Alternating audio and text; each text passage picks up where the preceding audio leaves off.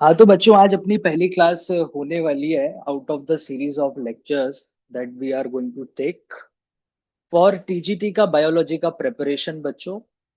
And आज अपन पढ़ने वाले हैं need for nutrition and modes of nutrition in animals बच्चों। नीड फॉर न्यूट्रिशन का मतलब है कि न्यूट्रिशन का जरूरत क्या है, and modes of nutrition in animals का क्या मतलब हुआ कि क्या क्या डिफरेंट मोड्स ऑफ एनिमल्स में न्यूट्रिशन के होते हैं। एनिमल्स क्या क्या डिफरेंट वैरायटी से डिफरेंट डिफरेंट तरीके से न्यूट्रिशन को गेन करते हैं अपनी बॉडी के लिए। पहला क्वेश्चन जो आपको हमेशा खुद से पूछना चाहिए कि why do organisms even need food. खाने की जरूरत क्या है बच्चों? खाने की जरूरत इसीलिए है कि यार बॉडी में वेरियस फंक्शंस है जिनको अपन को परफॉर्म करवाना है, जैसे कि एनर्जी का प्रोडक्शन। अगर आप खाओगे ही नहीं, अगर आपकी बॉडी में न्यूट्रिएंट्स ही नहीं होंगे तो एनर्जी का प्रोडक्शन कैसे होगा बच्चों? बॉडी में हर लाइफ प्रोसेस को होने के लिए एनर्जी की जरूरत होती है। भले चाहे आप वॉकिंग एक एग्जांपल ले लीजिए, अगर आप पार्क में वॉक भी करने जा रहे हैं तो उसके लिए भी एनर्जी लगेगी। आपकी हार्ट बीट, आपकी हार्ट बीट को भी बीट करने के लिए एनर्जी की जरूरत लगेगी, एटीपी की जरूरत लगेगी बच्चों। You can consider your body like three things. Your body is a machine, your body is also a construction site, and your body is also a repair centre all at once.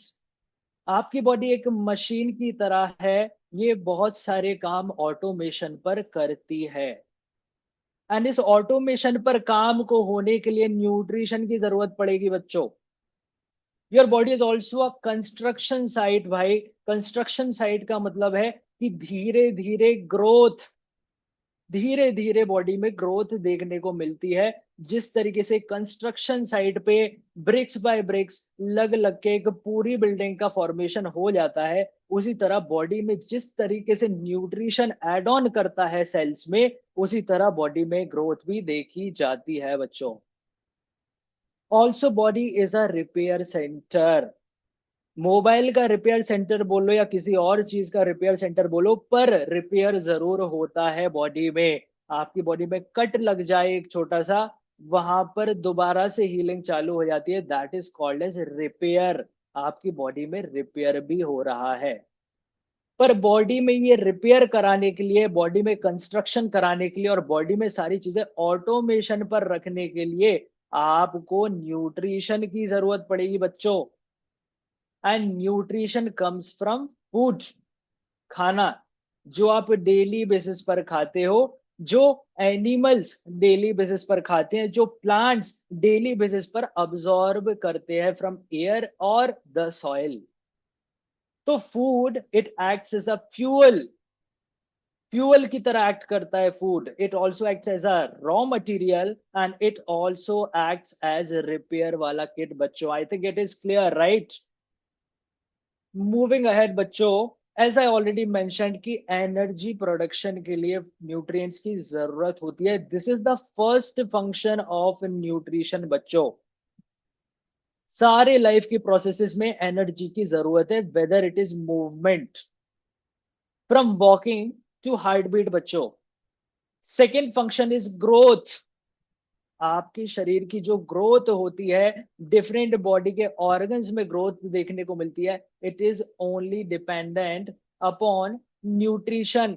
Nutrition नहीं मिलेगा, protein नहीं मिलेगा, carbohydrate नहीं मिलेगा, fat नहीं मिलेगा, तो body में डेवलपमेंट कैसे होगा? Nutrition is very much important for growth बच्चों।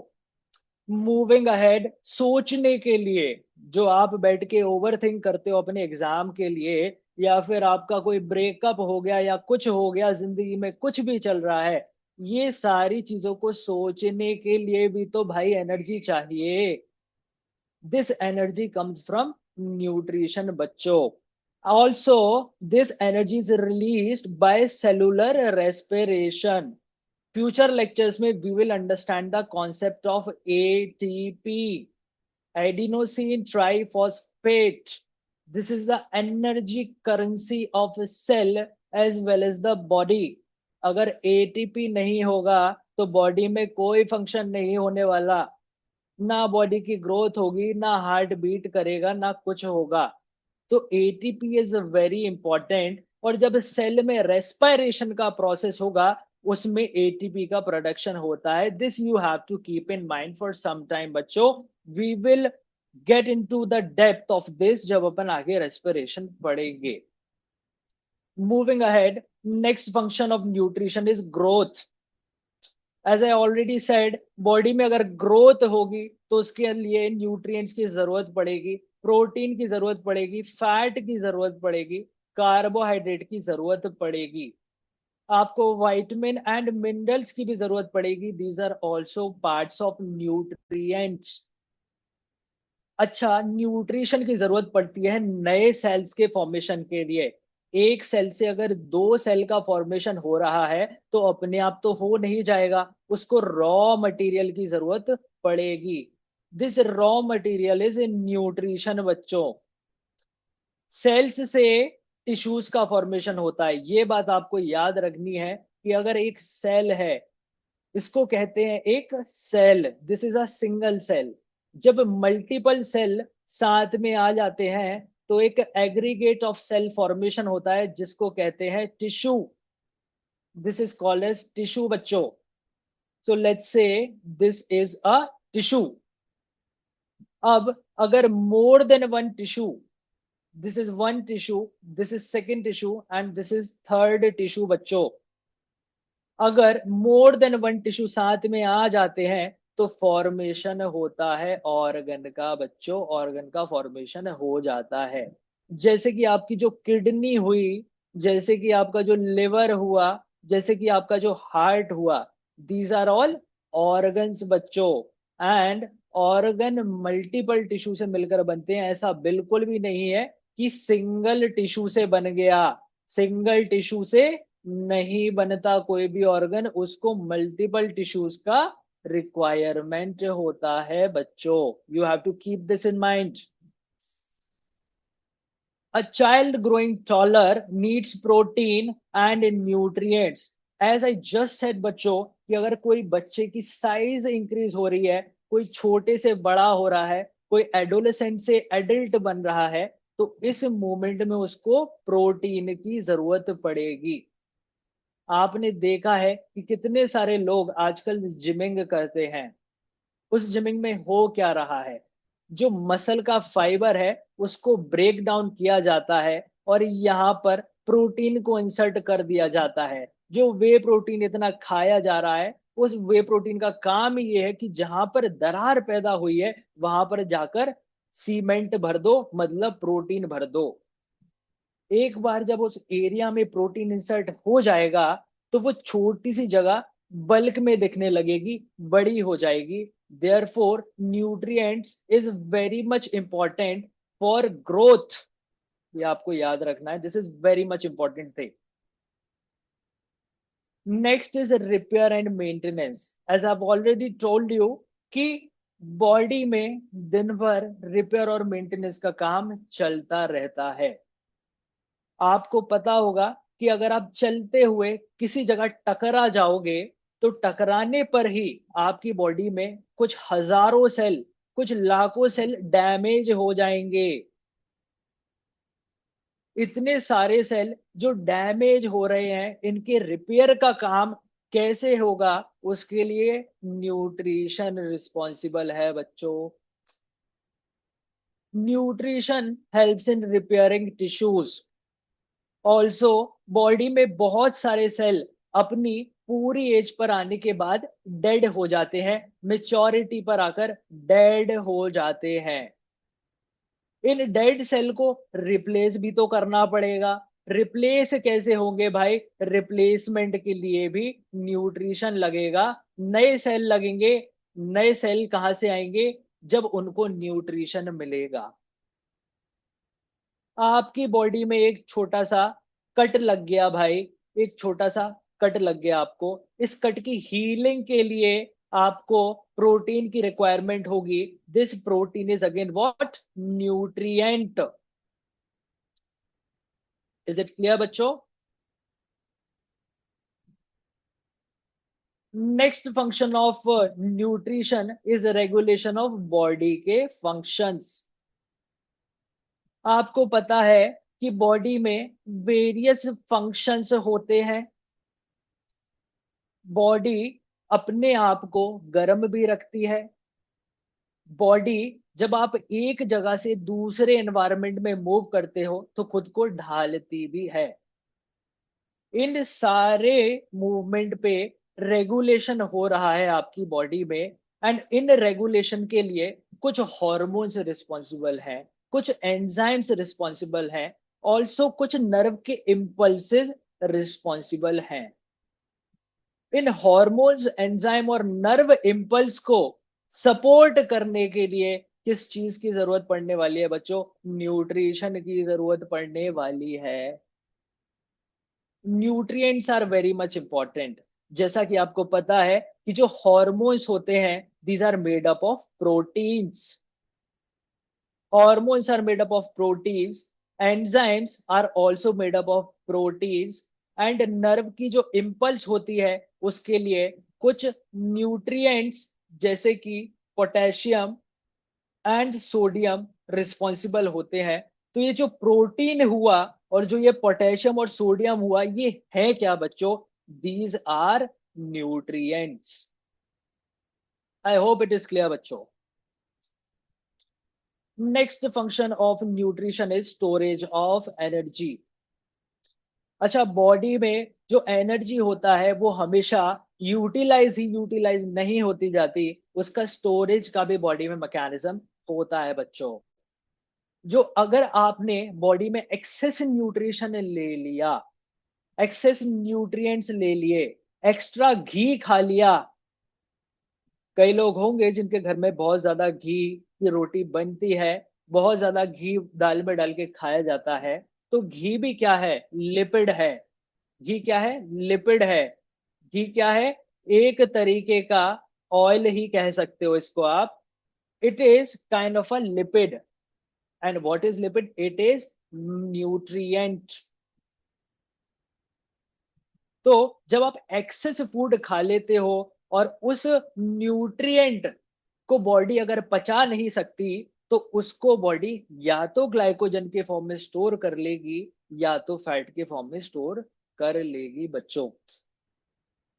ग्लाइकोजन के फॉर्म में तब स्टोर करेगी अगर बॉडी में फ्यूचर नीड पर न्यूट्रिशन की जरूरत पड़ रही है. फॉर एग्जाम्पल, कल आपकी रेस है, आपको दौड़ लगाने जाना है. उस समय फैट आपको मदद नहीं करेगा, उस समय ग्लाइकोजन आपको मदद करेगा. ग्लाइकोजन इज कार्बोहाइड्रेट का reserve inside body. And what is carbohydrate? It is nutrient. हाँ, पर अगर आप अपने घर में डले हुए हो, दिन भर चिप्स खा रहे हो, कुछ कर नहीं रहे हो, तो आपकी बॉडी में फैट स्टोर हो जाएगा. हाँ भाई, फैट भी एक न्यूट्रिएंट ही है. बिल्कुल आपने सही सुना. Moving on to the next thing, कुछ हम आपको एनालॉजीज बताएंगे which are very very easy to understand, और इससे आपके कॉन्सेप्ट क्लियर हो जाएंगे. अगर आप बॉडी को एक स्मार्टफोन की तरह कंसीडर कर लो, अगर आप अपनी बॉडी को एक स्मार्टफोन की तरह कंसीडर कर लो, तो बॉडी में जो बैटरी का फंक्शन, मतलब एनर्जी देने का फंक्शन, कौन करेगा भाई? न्यूट्रिएंट्स करेंगे. बॉडी में रेगुलेशन, मतलब सॉफ्टवेयर का अपडेट, कौन करते हैं भाई? हॉर्मोन्स करते हैं. और हॉर्मोन्स को कौन हेल्प करते हैं? न्यूट्रिएंट्स. अच्छा, बॉडी में अगर कोई टिश्यू का रिपेयर करवाना हो, टिश्यू का रिपेयर मतलब कोई hardware repair, if we consider body like a smartphone, तो इसके लिए भी अपन को प्रोटीन की जरूरत पड़ेगी, विच इज अ न्यूट्रिएंट बच्चों. I hope it is very much clear. Also आपने देखा होगा कि हर स्मार्टफोन में स्टोरेज का फंक्शन होता है, सबको ज्यादा स्टोरेज चाहिए होती है। पर बॉडी में अगर स्टोरेज का फंक्शन करवाना हो तो fat is responsible for it, which is also a nutrient बच्चों। पर इस बात को आपको दिल पर नहीं लेना है। कोशिश करिए बॉडी में फैट का अमाउंट कम ही रहे। जितना कम फैट होगा उतना दिल पर लोड कम आएगा, उतना दिमाग पे लोड कम आएगा। Moving on to the next thing, modes of nutrition in animals बच्चों। एनिमल्स किन किन तरीके से खाने को ग्रहण करते हैं बच्चों? Animals are heterotrophs. हेटेरोट्रॉफ्स का मतलब है ये खुद खाना नहीं बना सकते। They can not make their own food like plants. बच्चों, एनिमल्स को खाना बाहर से लेना पड़ता है।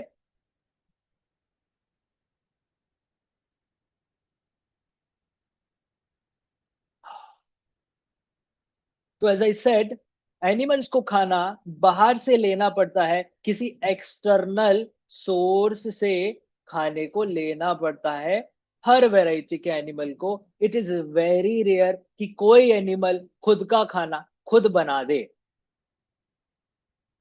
Now we are gonna learn which are the main types of nutrition in animals बच्चों। First type of nutrition in animal is holozoic nutrition। What is holozoic nutrition बच्चों? अगर खाना इंजेक्शन के थ्रू ग्रहण किया जा रहा है, मुंह में खाने को रख के पेट के अंदर डाला जा रहा है, पेट में उसका पाचन हो रहा है, फिर अब्जॉर्प्शन हो रहा है, और फिर फाइनली अनडाइजेस्टेड रॉ मटेरियल का एक्सक्रीशन हो रहा है, इस टाइप के न्यूट्रिशन को होलोजोइक न्यूट्रिशन कहते हैं बच्चों। होलोजोइक न्यूट्रिशन का मतलब है जो आप करते हो, जो न्यूट्रिशन आप ग्रहण कर रहे हो, that is the method in which your gaining the nutrition is called as holozoic nutrition. Holozoic nutrition में 5 स्टेप्स इन्वॉल्व होती हैं बच्चों, which are very very important, exam के पर्सपेक्टिव से वेरी मच इंपॉर्टेंट। ऐसा पूछ लिया जाएगा कि भाई अब्जॉर्प्शन में क्या होता है, असिमिलेशन में क्या होता है, या इजेशन में क्या होता है। पांचों स्टेप का आपको जो एक के बाद एक नंबर है, ये बिल्कुल आपको याद रखना है बच्चों। Just a minute.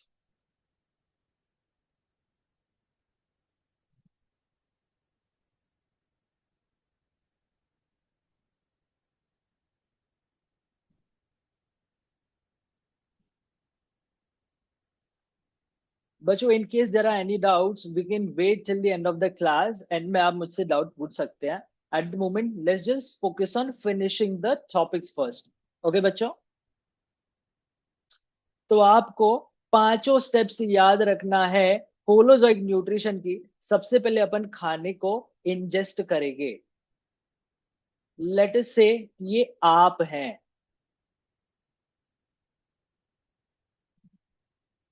खाने को इंजेस्ट किया जाता है, सबसे पहले मुंह में खाने को डाला जाता है, it is called as ingestion बच्चों। What is it called? Ingestion बच्चों। आप मेरे साथ 2-3 बार बोलेंगे आपको याद हो जाएगा। It is called as ingestion. फिर खाना आपकी बकल कैविटी से होते हुए आपके स्टमक में जाता है बच्चों, पचने के लिए, जहां पर कॉम्प्लेक्स फूड, जो बड़ा फूड होता है, इसका ब्रेक डाउन होता है into simpler particles. It is called as digestion बच्चों। It is called as digestion बच्चों। डाइजेशन के बाद आपका food it goes into intestine बच्चों। इंटेस्टाइन का function as you already know is absorption of nutrients. जो न्यूट्रिएंट्स हैं उनको, जो विलाई होती है इंटेस्टाइन के अंदर, वो अब्जॉर्ब कर लेंगी from the digested foods. Nutrients का अब्जॉर्प्शन होगा इंटेस्टाइन में, और इस न्यूट्रिएंट को डाल दिया जाएगा ब्लड स्ट्रीम में। जो नलियां इंटेस्टाइन के पड़ोस से गुजर रही होंगी ब्लड की, उसमें इस न्यूट्रिशन को पकड़ पटक दिया जाएगा, फैट्स को पटक दिया जाएगा, प्रोटीन्स को पटक दिया जाएगा, कार्बोहाइड्रेट्स को पटक दिया जाएगा। ये जो न्यूट्रिएंट्स हैं बच्चों, ये ब्लड की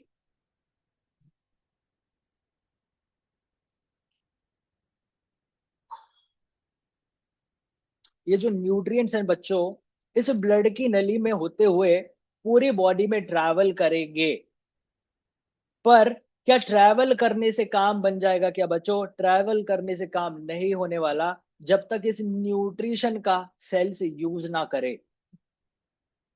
उन्हीं ब्लड की नलियों में बहुत सारे होंगे आरबीसीज, बहुत सारे डिफरेंट काइंड ऑफ सेल्स, और ये सेल जब इस न्यूट्रिशन को अब्सॉर्ब करेंगे for their own use, that is called as assimilation बच्चों। असिमिलेशन का मतलब हुआ न्यूट्रिएंट का absorption by cell for their own use, that is called as assimilation बच्चों। ऑल्सो जब इंटेस्टाइन में फूड का अब्सॉर्प्शन होगा, फिर फूड आगे भी तो ट्रैवल करेगा ना बच्चों। फूड जब आगे ट्रैवल करेगा एक्सक्रीशन के लिए, और जो वेस्ट फूड निकलेगा, that process is called as egestion. The undigested food जो बॉडी से बाहर आएगा, it is called as egestion बच्चों। एंड दिस होल 5 स्टेप का process is called as holozoic nutrition की स्टेप्स, या होलोजॉइक न्यूट्रिशन की हायरार्की। बहुत इंपॉर्टेंट है बच्चों, अच्छे से याद रखना है। आप भले चाहे पिज्जा खाएं या आप दाल बाटी खाएं, हमेशा याद रखना कि आप होलोजॉइक न्यूट्रिशन के थ्रू ये खाना को ग्रहण कर रहे हैं। Moving on to next type of nutrition which is called as parasitic nutrition बच्चों। आपको पता है पैरासाइट्स क्या होते हैं? पैरासाइट्स का मतलब है, अगर एक लड़का जो 40 साल का है और अपने घर में रह रहा है, अपने पिताजी के पैसों पर पल रहा है, that is called as a parasite. I am just joking बच्चों, वो पैरासाइट नहीं है, it is almost like a parasite. Real parasite क्या होते हैं? जो भाई लिविंग ऑर्गेनिजम्स के ऊपर चिपक जाते हैं और उनसे अपना न्यूट्रिशन को ग्रहण करते हैं। हाँ, ऑब्वियस सी बात है, अगर लिविंग ऑर्गेनिज्म के ऊपर चिपक के उनका न्यूट्रिशन खुद ग्रहण करेंगे तो लिविंग ऑर्गेनिज्म को हार्म होगा। पर पैरासाइट को तो ऑर्गेनिक न्यूट्रिएंट मिल रहा है, इसलिए पैरासाइट्स का बेनिफिट होगा। पैरासाइट बेनिफिट करता है, पर जिस होस्ट के ऊपर वो चिपकता है उसका हार्म हो जाता है बच्चों। इसका कुछ एग्जाम्पल याद रखने हैं आपको, टेपवॉर्म और लीच बच्चों। टेपवॉर्म इंटेस्टाइन के अंदर लग सकते हैं, ह्यूमन इंटेस्टाइन के अंदर भी, पिग के इंटेस्टाइन के अंदर भी। अगर ह्यूमन के इंटेस्टाइन के अंदर अगर टेपवॉर्म लग गया, तो इंटेस्टाइन के अंदर जो फूड का न्यूट्रिशन है वो टेपवॉर्म अपने अंदर लेता रहेगा चूस चूस कर, पर अपनी जो इंटेस्टाइन है वहां से तो डैमेज ही हो रहा है ना इंटेस्टाइन का बच्चों। सो अपन को हार्म हो जाएगा, ह्यूमन को हार्म हो जाएगा, पर जो टेपवॉर्म है उसका बेनिफिट होता रहेगा बच्चों। Same example is leech. अगर आपके पैर में एक लीच लग जाए, एक गोच लग जाए, तो वो आपके पैर में से ब्लड को सोख लेगी, आपकी बॉडी में से न्यूट्रिशन को वो सोख लेगी बच्चों। ये जो न्यूट्रिशन का सोख लेना, न्यूट्रिशन को ऑब्जॉर्व कर लेना, ये लीच के लिए तो पॉजिटिव हुआ, पर आपके लिए नेगेटिव हुआ बच्चों। तो ये याद रखना है, पैरासाइट्स के 2 एग्जाम्पल है बच्चों, tapeworm and leech. Moving on to next type of nutrition बच्चों, third is saprophytic type of nutrition. अगर कोई ऑर्गेनिज्म डेड या डिकेइंग मैटर में से अपना और न्यूट्रिएंट ग्रहण करे, it is called as saprophytic type of nutrition बच्चों। आपने देखा होगा फंजाई को, आपने देखा होगा अर्थवॉर्म को। These organisms mainly show saprophytic type of nutrition बच्चों। फंजाई आपने देखा होगा, अच्छा खासा हरा भरा पत्ता था, उसके ऊपर फंजाई चिपक जाता है और उसमें से अपना पूरा न्यूट्रिशन गेन कर लेता है, उसको पीला बना डालता है, उस पूरे पत्ते को ही खत्म कर डालता है, उसका पूरा न्यूट्रिशन खुद ने अब्सॉर्ब कर लिया। It is called a saprophytic nutrition बच्चों। डेड एंड डिकेइंग मैटर, कोई भी सड़ता हुआ, गलता हुआ, कोई भी पर्टिकुलर ऑर्गेनिज्म या कोई भी पत्ता हुआ, एक्सक्यूज मी,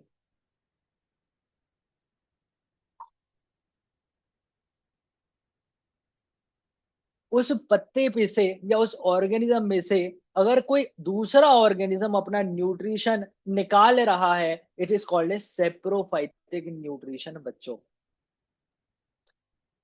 बच्चों जो अर्थवॉर्म होता है, अर्थवॉर्म का न्यूट्रिशन का मैकेनिज्म आपको समझना चाहिए। लेट्स सी कि एक अर्थवॉर्म है और सामने एक ऑर्गेनिक मैटर पड़ा हुआ है, कोई भी एक पत्ता पड़ा हुआ है विच इज डेड।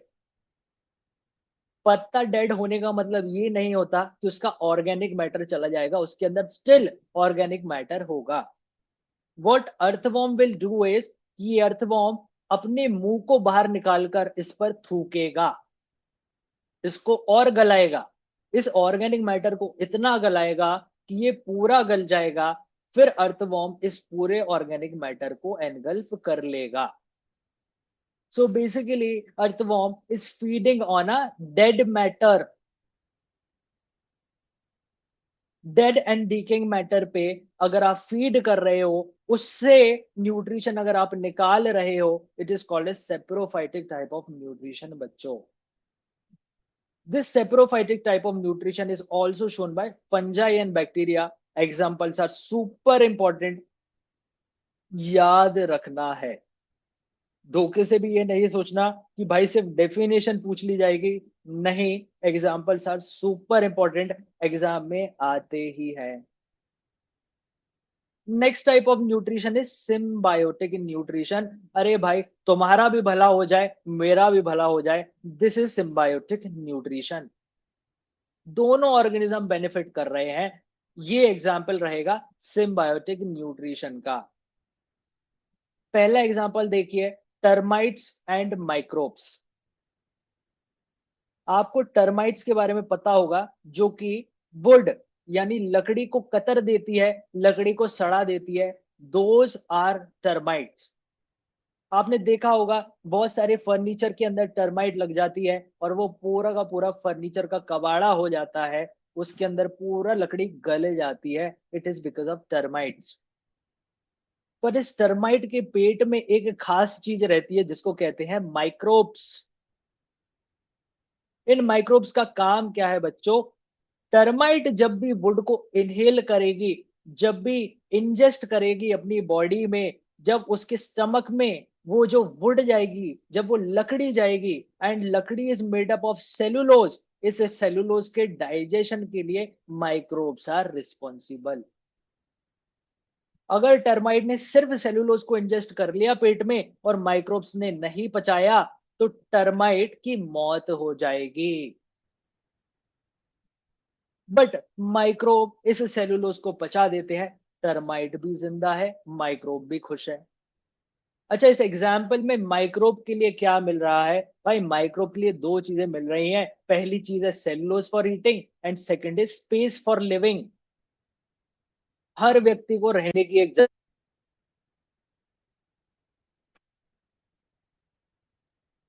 हर व्यक्ति को रहने के लिए एक जगह चाहिए होती है, माइक्रोब्स को टर्माइट के पेट में जगह मिल गई बच्चों।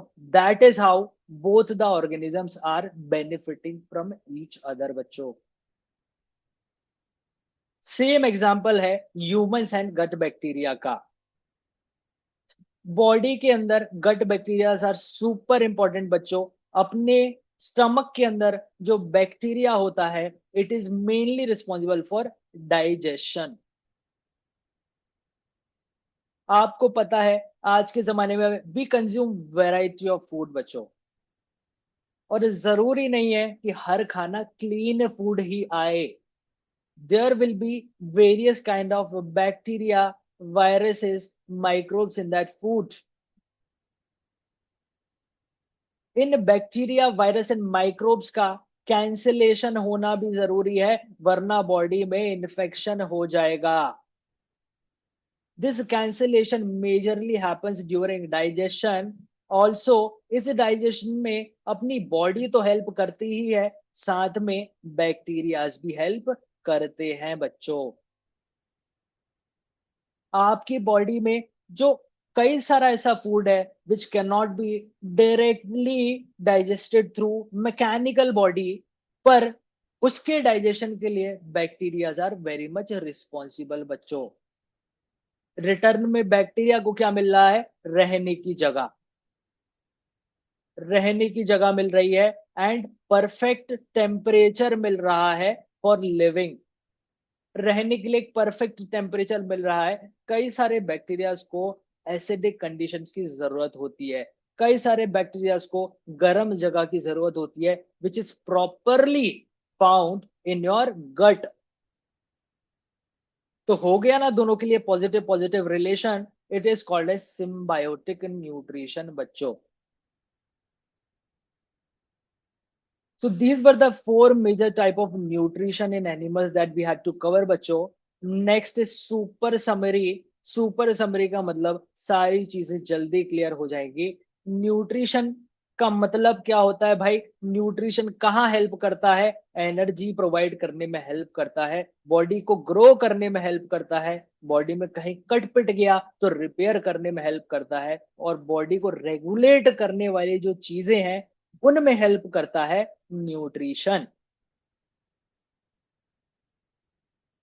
Also we learn that animals are heterotrophs. Animals खुद का खाना नहीं बना सकते, animals are dependent on other organisms बच्चों।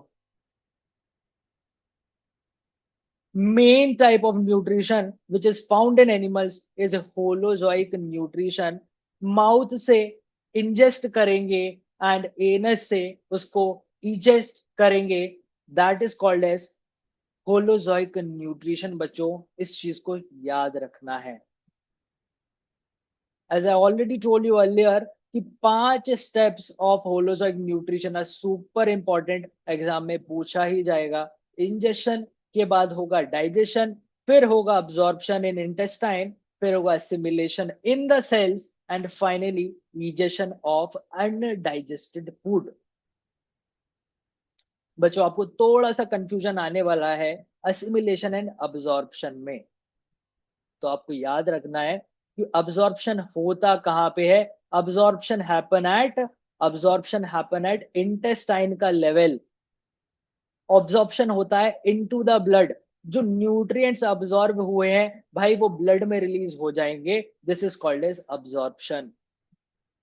ऑल्सो व्हाट इज असिमिलेशन भाई? असिमिलेशन का मतलब है कि जो अगर सेल्स हैं, जो आरबीसीज हैं, ऑल्सो जो different cells inside the blood stream, वो न्यूट्रिएंट्स को अपने अंदर ले लें और उस न्यूट्रिएंट का यूज कर ले, it is called as assimilation by cells. I hope it is clear बच्चों। Also, we have some small memory trick to remember all the 5 steps of holozoic nutrition बच्चों। IDAAE। आपको खुद की भी ट्रिक्स बनानी है बच्चों। जब भी ऐसा कोई बड़ा सा सीक्वेंस आपको दिखेगा, कोई साइकिल्स दिखेगी, कुछ भी ऐसा लर्निंग वाली चीज आएगी which has to be memorize, उसके लिए आपको छोटा छोटा ट्रिक्स बना ले। इट इज सुपर इंपॉर्टेंट, आपको एग्जाम तक याद रहेगा। This is one trick for you बच्चों। IDAAE। आई का मतलब इंजेक्शन, डी का मतलब डाइजेशन, ए का मतलब अब्जॉर्प्शन, दूसरे ए का मतलब असिमिलेशन, एंड फाइनली आता है इजेशन।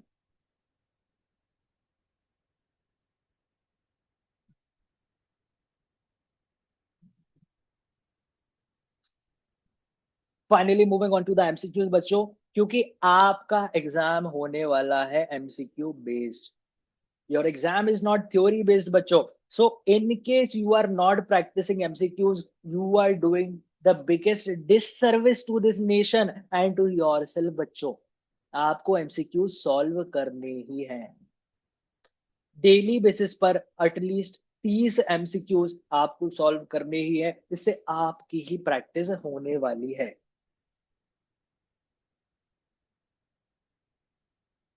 कुछ एमसीक्यूज अपन यहीं पर सॉल्व करेंगे, बाकी एमसीक्यूज आपको अपने बेसिस पर घर पे सॉल्व करने हैं. Question number 1 is which of the following correctly represent the sequence of steps in holozoic nutrition. Holozoic nutrition की करेक्ट स्टेप्स का सीक्वेंस क्या है बच्चों? अपन ने अभी देखा IDAAE, इंजेशन, फिर आता है डाइजेशन, फिर आता है अब्जॉर्प्शन, फिर होता है असिमिलेशन एंड फाइनली होता है इजेशन बच्चों. I hope it is very much clear. Moving on to the next question, which of the following is an example of parasitic nutrition? इनमें से कौन सा पैरासिटिक न्यूट्रिशन का एग्जाम्पल है? पैरासाइट्स जो होस्ट के ऊपर फीड करते हैं, खुद तो गेन करते हैं, होस्ट नेगेटिव में चला जाता है, होस्ट का नुकसान हो जाता है. Which of the following is example of parasitic nutrition बच्चों? Leech sucking the blood. अगर लीच ब्लड को सक करेगा तो लीच का तो फायदा हो गया, उसको ब्लड मिल गया, उसको न्यूट्रिएंट्स मिल गए, पर जिसका ब्लड गया उसको नुकसान हो जाएगा. Moving on to the next question बच्चों, which step of holozoic nutrition involves the movement of digested food into the blood stream?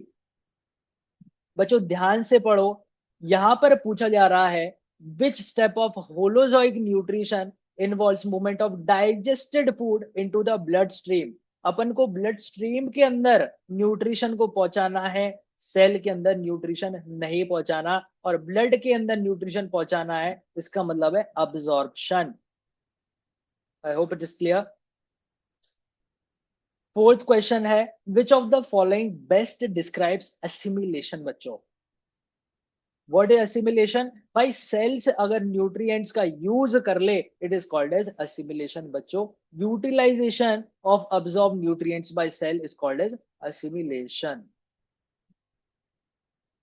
Moving on to the next question, which of the following organism shows symbiotic nutrition? भाई तुम्हारा भी बढ़िया हो जाए, मेरा भी बढ़िया हो जाए, सिम्बायोटिक न्यूट्रिशन कौन सा ऑर्गेनिज्म शो करता है भाई? टर्माइट विथ गट के माइक्रोब्स. भाई गट के माइक्रोब्स टर्माइट के अंदर जो सेलुलोज है उसको डाइजेस्ट कर देगा, और गट के माइक्रोब्स को रहने के लिए एक जगह मिल जाएगी टर्माइट के अंदर. दोनों का पॉजिटिव हो गया एग्जाम्पल ऑफ सिम्बायोटिक न्यूट्रिशन. छठवा क्वेश्चन है, which of the following nutrients is primarily responsible for body building and repair? बच्चों अगर आपको बॉडी बिल्ड करना है, अगर आपको बॉडी में रिपेयर लाना है, तो आप क्या खाने वाले हैं? इसका वेरी ऑब्वियस आंसर होने वाला है protein. What you will take? Protein. जो प्रोटीन सप्लीमेंट्स हर व्यक्ति खा रहा है, जिम जाने वाला व्यक्ति, अपन को प्रोटीन ही लेना है. फैट मत ले लेना वरना मोटे हो जाओगे. Next question is, which of the following is not a function of nutrition? इनमें से कौन सा न्यूट्रिशन का फंक्शन नहीं है? फर्स्ट ऑप्शन इज एनर्जी का प्रोडक्शन. हाँ भाई, न्यूट्रिशन एनर्जी प्रोडक्शन के लिए बिल्कुल जरूरी है. अगर आप न्यूट्रिएंट्स नहीं लोगे तो क्या एटीपी का फॉर्मेशन होगा? नहीं होने वाला. It is very much important for nutrients, sorry, it is very much important for energy production. Second thing is growth. हाँ भाई, ग्रोथ के लिए भी न्यूट्रिएंट्स लगने वाले हैं. Third thing is reproduction of species. क्या अपन ने अभी तक रिप्रोडक्शन का कहीं नाम लिया बच्चों? नहीं लिया, तो this will be the right answer. भाई रिप्रोडक्शन ऑफ स्पीशीज के लिए डायरेक्ट फंक्शन नहीं है भाई न्यूट्रिशन. हाँ भाई, रिप्रोडक्शन ऑफ स्पीशीज के लिए थोड़ा सा न्यूट्रिशन इनडायरेक्टली हेल्प कर सकता है, पर directly it is not a function of nutrition. Fourth option में रिपेयर ऑफ टिश्यूज, हाँ भाई न्यूट्रिएंट्स रिपेयर ऑफ टिश्यूज भी करवाते हैं. Next question, which of the following correctly defines heterotrophic nutrition?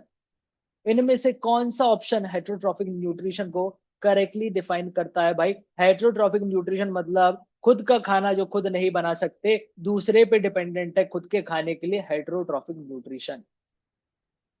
पहला ऑप्शन है organism prepare its own food during sunlight, ये बिल्कुल गलत है भाई, ये हेटेरोट्रॉफिक न्यूट्रिशन नहीं होता, ये तो ऑटोट्रॉफिक न्यूट्रिशन होता है। Second option is organism depend on others for food, बिल्कुल सही बात है भाई, दूसरे पर डिपेंड हो रहे हैं खुद के खाने के लिए, it is called as heterotrophic nutrition. Question number 9 is which of the following is correctly matched? इनमें से कौन सा करेक्टली मैच्ड है? Option number 1 is saprophytes feeds on living host. क्या सेप्रोफाइट लिविंग होस्ट के ऊपर फीड करते हैं बच्चों? नहीं करते भाई, ये तो डेड एंड डिकेइंग मैटर पे फीड करते हैं, this is wrong. Second option is parasite feed on dead matter, भाई ये फिर से गलत हो जाएगा, पैरासाइट्स लिविंग होस्ट के ऊपर फीड करते हैं बच्चों। Third option is holozoic injection of solid food, ये बिल्कुल दमदार आंसर हुआ।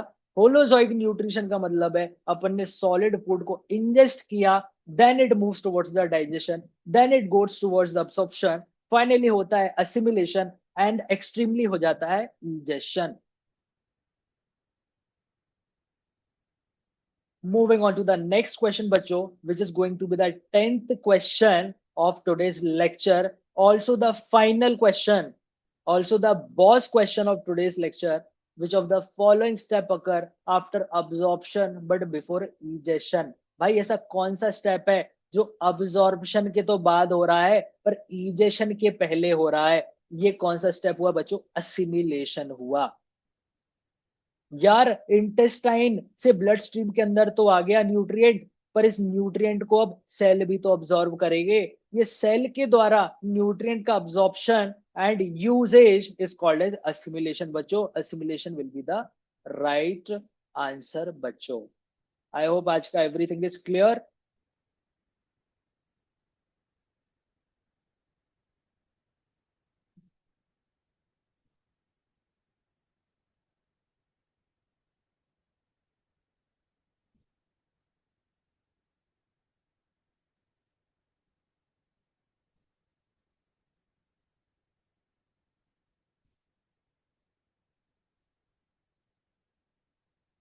आई होप एवरीथिंग इज क्लियर बच्चों, राइट?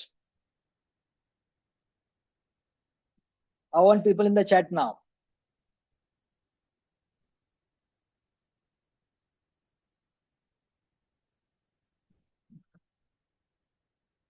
चलिए ठीक है बच्चों, अगर आपका कोई डाउट नहीं है तो tomorrow we are going to continue this class.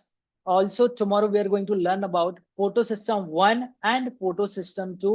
photosystem 1 होता क्या है, photosystem 2 क्या होता है, also then we will learn more about respiration, also C3 plants क्या होते हैं, C4 plants क्या होते हैं, also CAM plants क्या होते हैं।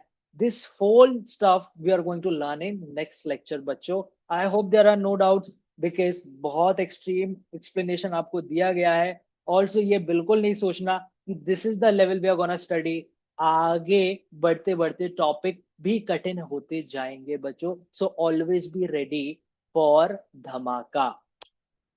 I hope everything is clear. I want everyone to write everything is clear in the chat बच्चों, फिर we're gonna end the class.